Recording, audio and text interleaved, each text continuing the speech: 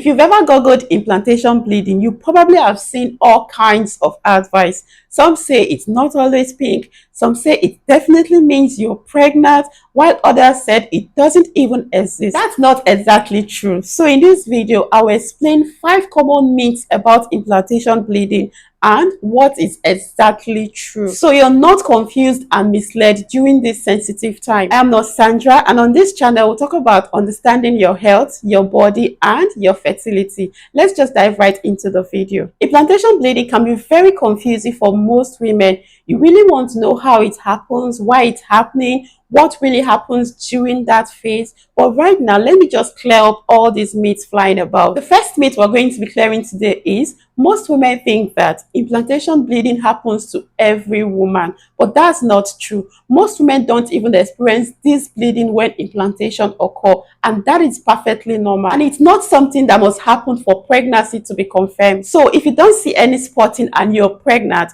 it doesn't mean that something is wrong with your pregnancy. What simply happened is that the fertilized egg implanted itself in the uterus without causing any disruption. That is why you didn't see any bleeding during implantation. So it's not true that every woman must experience implantation bleeding. Now let's move to the second one, which is most women believe that implantation bleeding must always be pink or brown. Yes, this is a general expectation, right? But it is not a rule. While most women do not see light pink or brown, it can sometimes be slightly red. What you should know is that it is usually very light and doesn't last longer like your period. So if you've not seen our video on where I talked about the difference between implantation bleeding and period bleeding, do well to check that video out. You're going to learn a lot from that video. Now let's go over to the third myth, which is implantation bleeding lasts for several days.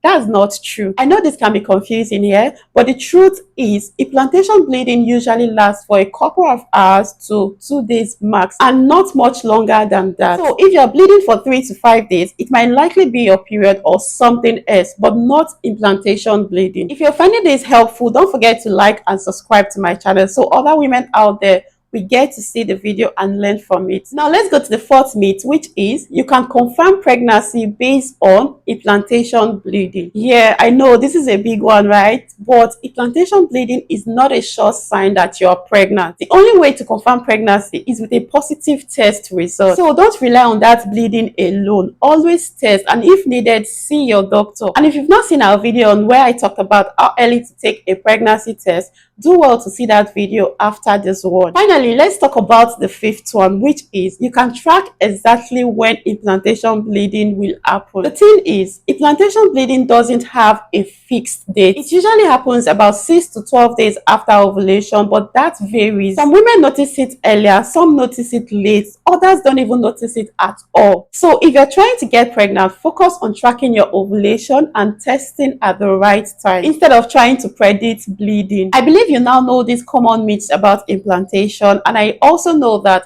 the early days of pregnancy can be full of questions and confusion, and that's okay. That's why I'm here for you. So drop your questions in the comments if you have any. Also drop your contributions below. If you're yet to like this video, please like the video, subscribe if you haven't, and share this video to every woman you know. And always remember, your health is your wealth. Little changes makes a big difference. Thank you for watching, and see you in my next video. Bye.